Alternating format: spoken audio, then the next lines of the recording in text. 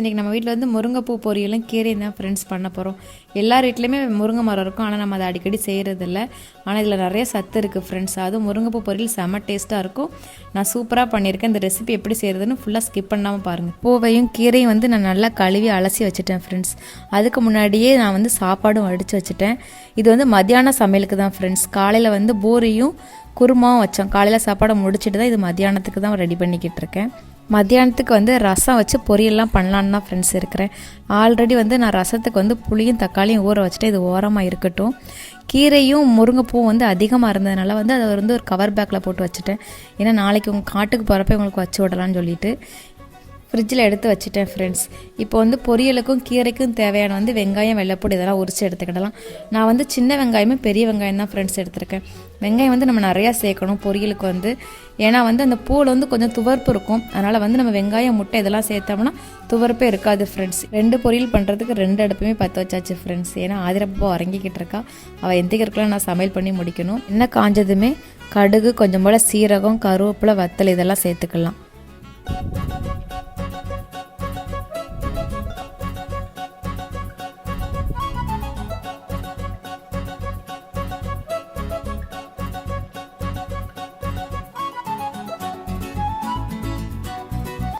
இது எல்லாமே பொரிஞ்சு வந்த உடனே இது கூட வந்து வெங்காயமும் சேர்த்துக்கலாம். நான் வந்து சின்ன வெங்காயமும் பெரிய வெங்காயம் ரெண்டுக்குமே கலந்து தான் ஃப்ரெண்ட்ஸ் சேர்த்துருக்கேன். வெங்காயம் வந்து நீங்கள் எவ்வளோ சேர்க்குறீங்களோ அவ்வளோக்குள்ள நல்லா டேஸ்ட்டு செம்ம டேஸ்ட்டாக இருக்கும். அதுக்கப்புறம் வந்து இதுக்கு வந்து உரப்புக்கு வந்து நம்ம வேறு எதுவுமே சேர்க்குறதில்ல. அதனால் வந்து நான் கொஞ்சம் போல் இதில் வத்தப்பொடி சேர்த்துருக்கேன் ஃப்ரெண்ட்ஸ். நீங்கள் வத்தப்பொடி வேணால் சேர்த்துக்கலாம், இல்லைன்னா அந்த வத்தலில் உரப்பே உங்களுக்கு போகுதுன்னா நீங்கள் அதோடய ஸ்டாப் பண்ணிக்கலாம். எனக்கு வந்து கொஞ்சம் காரசாரமாக சாப்பிட்டா தான் பிடிக்கும். அதனால் வந்து நான் கூட வத்தப்பொடியும் சேர்த்துருக்கேன். இதெல்லாம் வதங்கி வந்ததுக்கப்புறம் நம்ம நல்லா கழுவி சுத்தம் பண்ணி வச்சுருக்கிற பூவை போட்டு லைட்டாக வந்து மேலே வந்து தண்ணி தெளித்து விடணும் ஃப்ரெண்ட்ஸ். ஏன்னா அந்த பூ வந்து வேகணும்.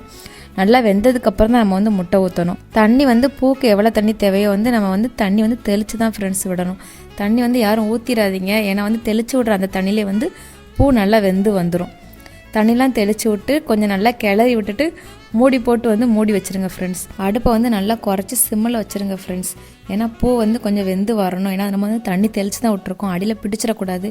பூவை வந்து நம்ம நல்லா வதக்கி அதுக்கப்புறம் வந்து இந்த பூக்கு தேவையான வந்து உப்பை சேர்த்துக்கிடலாம். இல்லை அப்போ தான் வந்து பூவில் வந்து உப்பு பிடிக்கும். தேவையான அளவு உப்பை போட்டு நீங்கள் மூடி ஒரு 5 நிமிஷம் நல்லா பூ வேகட்டும் ஃப்ரெண்ட்ஸ்.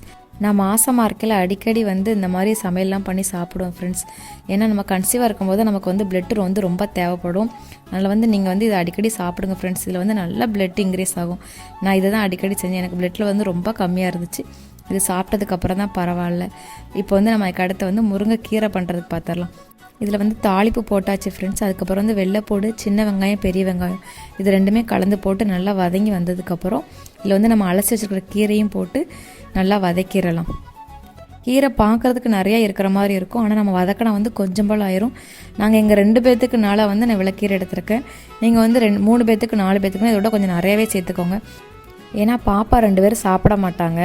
கீரை இதெல்லாம் குழந்தைங்களுக்கு இப்போ நம்ம கொடுத்தா அவங்க விரும்பி சாப்பிட மாட்டாங்க. ஏன்னா அவங்களுக்கு ஒரு ஏஜ் வரணும். அதனால் எங்கள் 2 பேர்த்துக்குனால வந்து நான் இவ்வளோ கீரை எடுத்திருக்கேன் ஃப்ரெண்ட்ஸ்.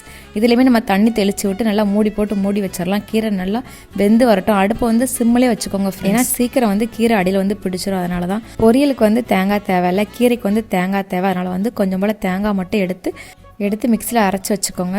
அதுக்கப்புறம் வந்து கீரை பூ பொரியல் பார்த்திங்கன்னா கொஞ்சம் வந்து வெந்திருக்கு, இன்னுமே கொஞ்சம் வேகணும். கீழே தண்ணி இருக்குது பார்த்திங்களா, அது எல்லாமே நல்லா வற்றணும். இதில் வந்து கீரையும் ஒரு பக்கம் வெந்துக்கிட்டு இருக்குது. இதுக்குமே இன்னும் கொஞ்சம் கீரை வேக வேண்டியது இருக்குது. இதுக்குமே கீழே கொஞ்சம் தண்ணி இருக்குது, அது நல்லா வற்றி வரணும். பாருங்கள் ஃப்ரெண்ட்ஸ், தண்ணியை ஊற்றல தெளித்து விட்டதுக்கு எவ்வளோ தண்ணி கீழே இருக்குது பாருங்கள். கீரையுமே எவ்வளோ கம்மியாகிடுச்சு பார்த்திங்களா. இப்போ வந்து நம்ம வந்து முட்டை பூ பொரியலுக்கு வந்து முட்டையை உடச்சி ஊற்றிக்கிடலாம். தண்ணி நல்லா வத்திருச்சு, அதனால் வந்து நான் முட்டையை உடச்சி ஊற்றுறேன். 2 முட்டை வந்து இதுக்கு நான் சேர்த்துருக்கேன் ஃப்ரெண்ட்ஸ். எங்கள் 2 பேர்த்துக்குனால நீங்கள் வந்து குவான்டிட்டியை பொறுத்து வந்து முட்டை சேர்த்துக்கோங்க. இதுக்கு வந்து லைட்டாக வந்து பெப்பர் பொடியும் சேர்த்து நல்லா வதக்கி விட்ருங்க ஃப்ரெண்ட்ஸ். அவ்வளோதான் ஃப்ரெண்ட்ஸ். வதக்கிட்டு நீங்கள் இறக்குனீங்கன்னா முட்டை பொரியல் ரெடி. இந்த பக்கம் வந்து கீரையுமே ரெடி ஆகிடுச்சு ஃப்ரெண்ட்ஸ். இதுக்கு வந்து தேங்காய் துருவலை மட்டும் சேர்த்துட்டோம்னா இதுவுமே ரெடி ஆயிரும். ரொம்ப ஈஸியான வேலை தான் ஃப்ரெண்ட்ஸ். 5 நிமிஷம் 10 நிமிஷத்துல நம்ம செஞ்சிடலாம். ஆனால் வந்து நம்ம செய்கிறதுக்கு வந்து சங்கடப்பட்டுட்டு செய்யவே மாட்டோம். ஆனால் செஞ்சு சாப்பிட்டு பாருங்கள், செம்ம டேஸ்ட்டாக இருக்கும். இதுக்கு தேங்காய் பூவை நல்லா துருவி போட்டு நல்லா இதையுமே வதக்கி இறக்கிட்டால் கீரையுமே ரெடி தான் ஃப்ரெண்ட்ஸ். முட்டை பொரியலை பார்த்தீங்களா எப்படி இருக்குதுன்னு. சாப்பிட்டு பாருங்கள். நமக்கு வந்து இதில் வந்து முருங்கைப்பூவே தெரியாது ஃப்ரெண்ட்ஸ். நம்ம முட்டை வதக்கி சாப்பிட்டா எப்படி இருக்குமோ அதே மாதிரி தான் டேஸ்ட் இருக்கும். இப்போ வந்து ரெண்டுமே ரெடி ஆயிடுச்சு. பார்த்தீங்களா, பார்க்குறதுக்கு எவ்வளோ அழகாக இருக்குதுன்னு. டேஸ்ட்டுமே ரொம்பவே சூப்பராக இருக்கும் ஃப்ரெண்ட்ஸ். மறக்காமல் நீங்களும் ஒரு தடவை ட்ரை பண்ணி பாருங்கள். இப்போ வந்து இதுக்கடையில் நான் ரசமும் வச்சுட்டேன் ஃப்ரெண்ட்ஸ். இப்போ வந்து நம்ம சாப்பிட தான் போகிறோம். நான் உங்களுக்கு சாப்பிட்டு காமிக்கிறேன் எப்படி இருக்குதுன்னு. முருங்கைக்கீரைக்கு வந்து மற்ற குழம்பை விட ரசம் வந்து செம்ம டேஸ்ட்டாக இருக்கும் ஃப்ரெண்ட்ஸ். இன்றைக்கி அதுதான் பண்ணியிருக்கேன். உண்மைக்குமே முருங்கைப்பூ பொரியல் வந்து செம்ம டேஸ்ட்டு ஃப்ரெண்ட்ஸ். மறக்காமல் நீங்களும் ட்ரை பண்ணி பாருங்கள். உங்கள் வீட்டில் முருங்கைப்பூவில் தான் பண்ணிங்கன்னு சொன்னால் கூட நம்ப மாட்டாங்க. ஏன்னா வந்து நம்ம முட்டை பொரியல் எப்படி செய்கிறோமோ அதே டேஸ்ட்டில் தான் ஃப்ரெண்ட்ஸ் இருக்கும். கீரை வந்து நம்ம எப்போவும் பண்ணுறது தான், எல்லார் வீட்லேயுமே பண்ணுற மாதிரி தான் நானும் பண்ணியிருந்தேன்.